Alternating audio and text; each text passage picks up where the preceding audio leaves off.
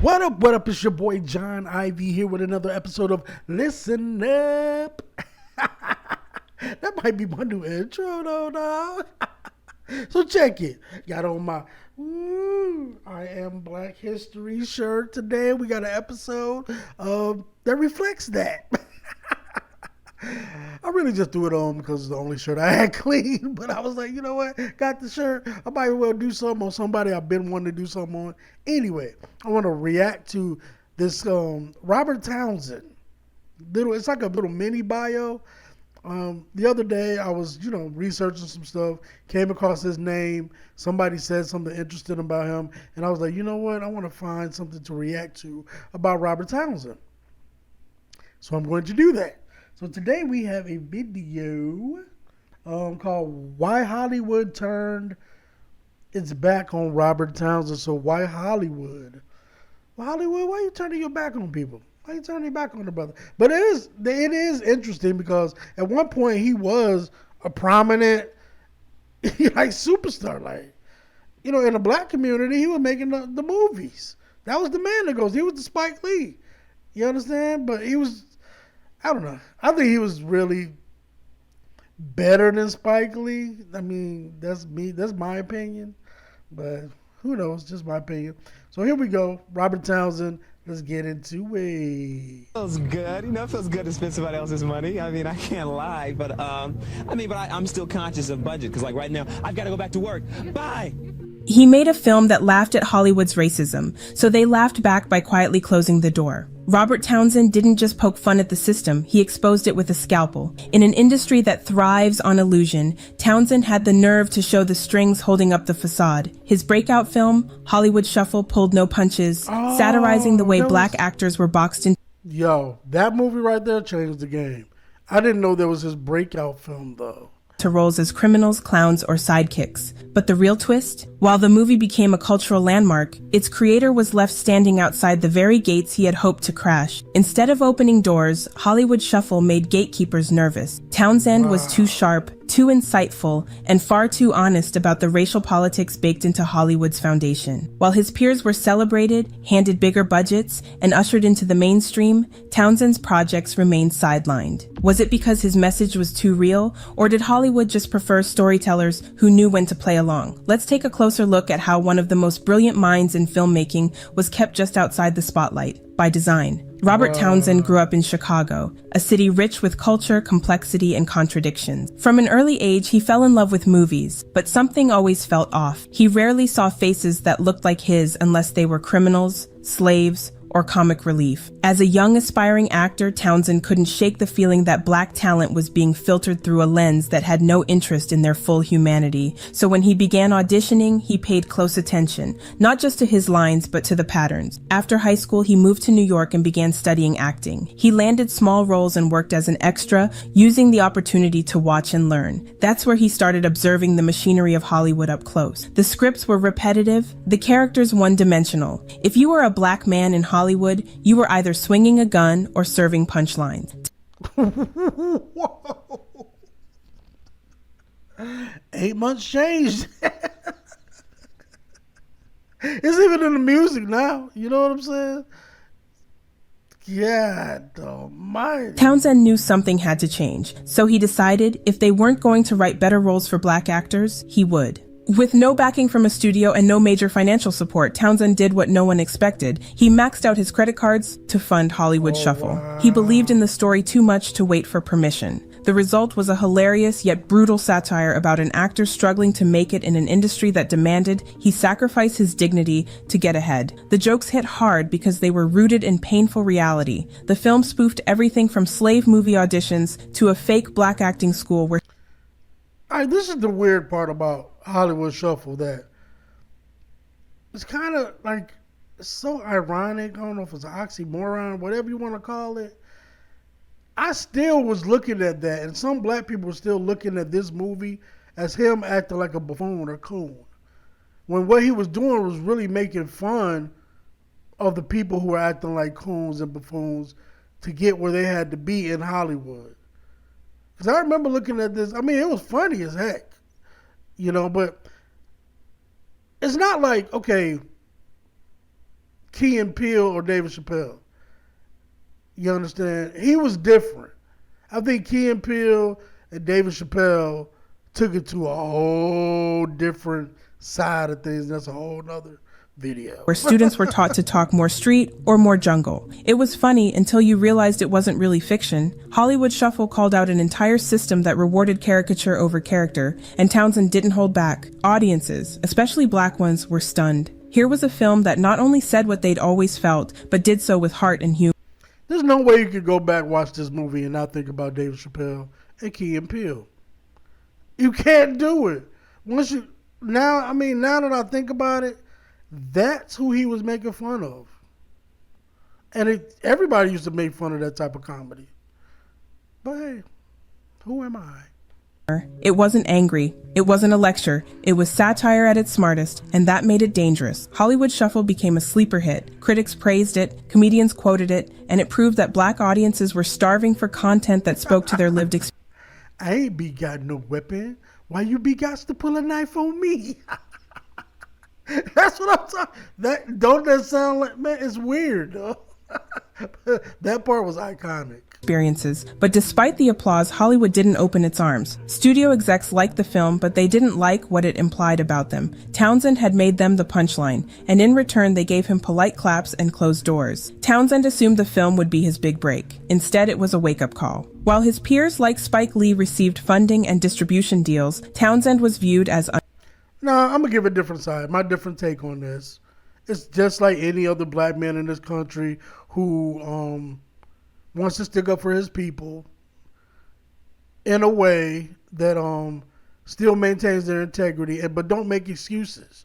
He paved his own way. I ain't going into that.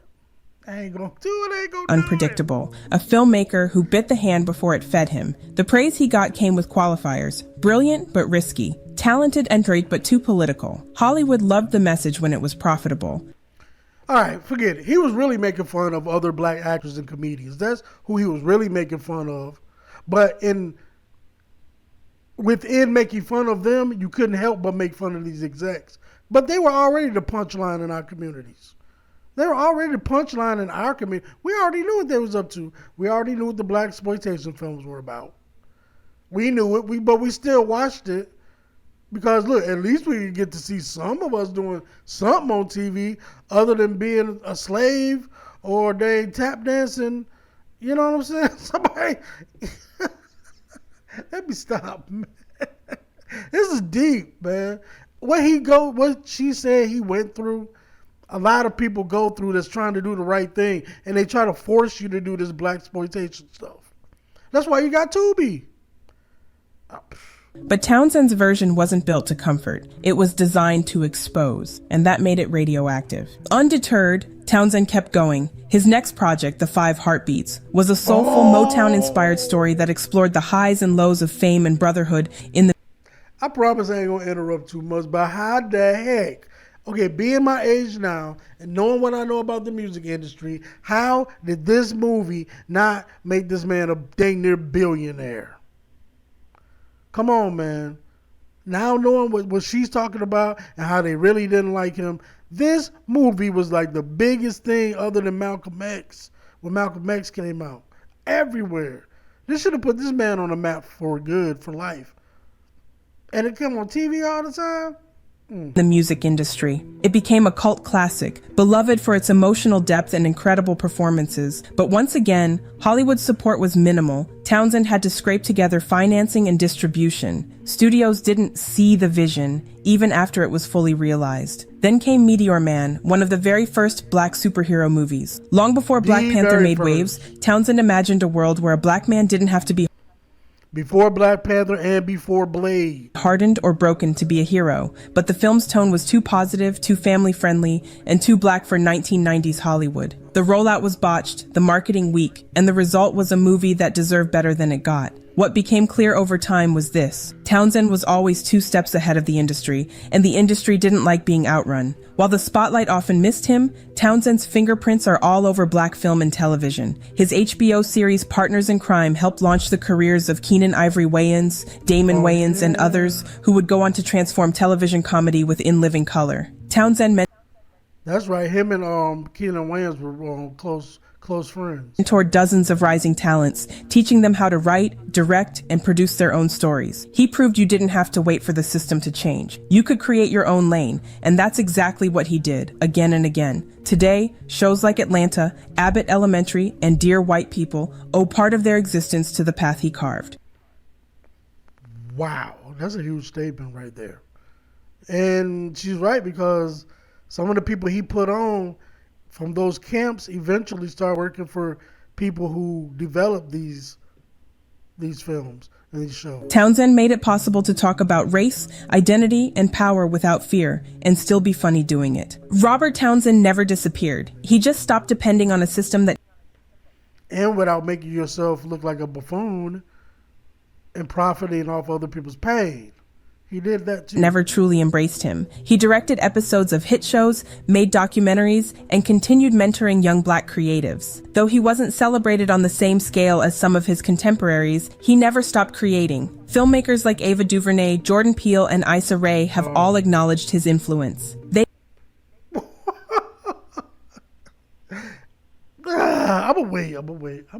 They understand that Townsend wasn't just ahead of his time, he created the time. He laid the groundwork so that others could walk through the doors he had to kick open. And yet, in most best of Hollywood conversations, his name is nowhere to be found. Why? Because Robert Townsend didn't just tell stories, he told the truth. And Hollywood doesn't always reward truth tellers. During the same era, Townsend was releasing masterpieces. Other black directors were getting studio deals, magazine covers, and cultural acclaim. Townsend cheered them on but couldn't help noticing the difference. Spike Lee's work, while powerful, fit into a narrative that Hollywood could promote. Yeah, the angry black man, militant, always got a message type of, kind of like my show's turning out. I ain't gonna do it, they ain't gonna get me.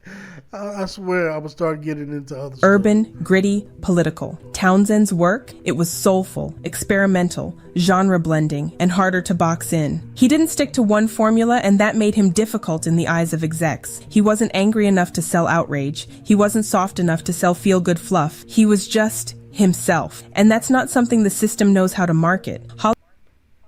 That's the hardest thing to be. Be yourself. You know what? They can blame the execs all they want to, this, and that.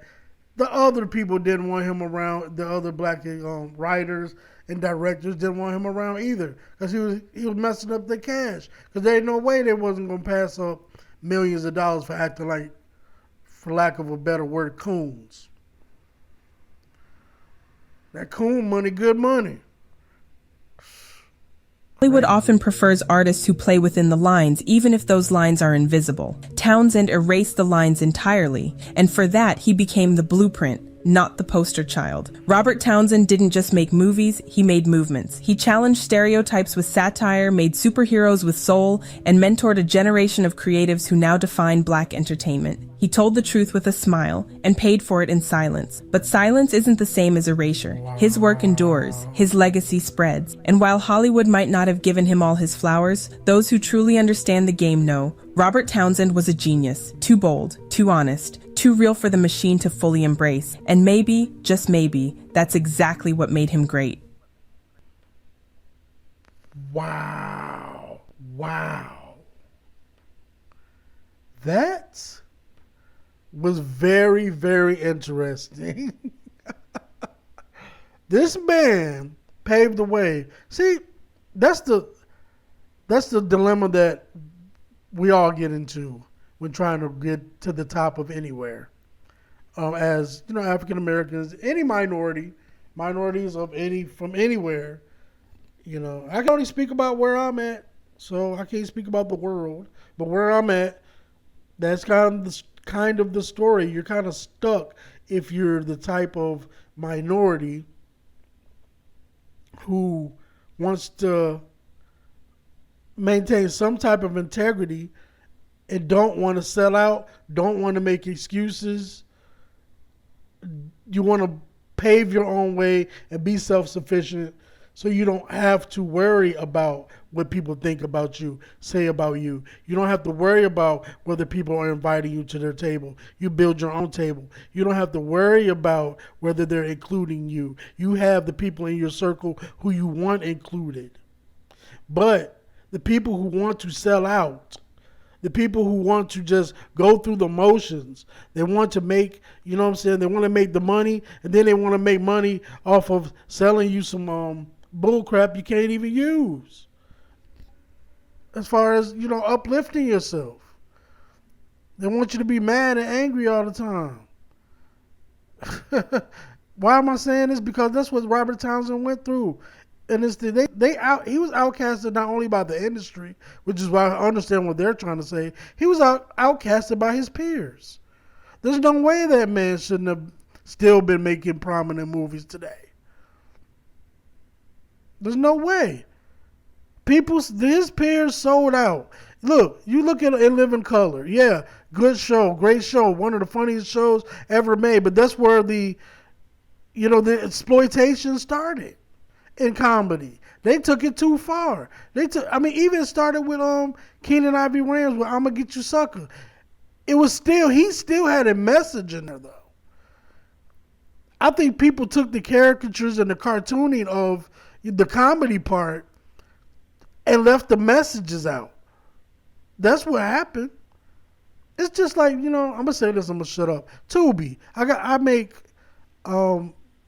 movie covers for a lot of Tubi actors. Not actors, movie makers, producers, writers, directors. They come to me. I make the movie. I got a few of my covers are on Tubi right now. All right, so I can speak about this. I know for a fact those companies would rather have exploitation films than films that empower and uplift. And that's why you're seeing the type of stuff you see on made from black cinema, from the independent filmmakers. That's why you see it look like that. Robberies, about cheating, about this type of stuff. Exploitation. The new age blaxploitation. But the other side to that is, look, they're trying to get a bag so that they can get their own production companies and they can make what they want. They can't get that bag because people even like me, or people like you, won't go watch their movies because you're too busy talking down on them because you don't know how the game works. The game works is they're going to make the movies how they're going to make them, how they have to make them for now, so they can make them how they want to make them in the future, but y'all just want to laugh and joke and play and you won't support them. There's a lot of good ones that have really great scripts out there, but they got to push this garbage out if they want to pay their bills. Now, is that selling out? I don't know. If you're so high and mighty, you tell me. I would even say it was selling out in the past, but if they're on the path to doing the right thing, who's to say that? I don't know. Did Key and Peele and David Chappelle sell out? Damn right. They knew better. They knew this that their comedy don't have no message. They were just making fun of they were making a mockery of black pain. That's why David Chappelle wanted to run to Africa. He could tell you whatever he wanted to tell you. They wanted him to do more and more buffoonery. He got tired of it, and he said no. And why he go to Africa? Because he knew for a fact all these years he had been selling out. Somebody told him that. He started to believe it. Because ain't no way you hanging out with the Roots, the Nation of Islam, and all them people, and ain't none of them people told you was exploiting your people. Same thing with Key and Peele. But you notice what they did afterwards. Dave Chappelle came back and he started being all political and dry and ain't been funny since he came back from Africa. Because everything ain't a joke, bruh. That's why Cat Williams killing him. That's why Cat Williams, look, that's why he the GOAT. He the GOAT. I have my problems with Cat. I said some very mean things about Cat. I thought Cat Williams was lying. I thought Cat Williams was lying because when I look at Cat Williams, I'm like, ain't no way no little short man with a perm and talk like a girl half the time and got mannerisms like a female gonna tell me that that's all pimp all the time. No. I didn't believe it. I was like, how are we gonna call somebody gay when the person who looks the most gay is the one talking all the stuff.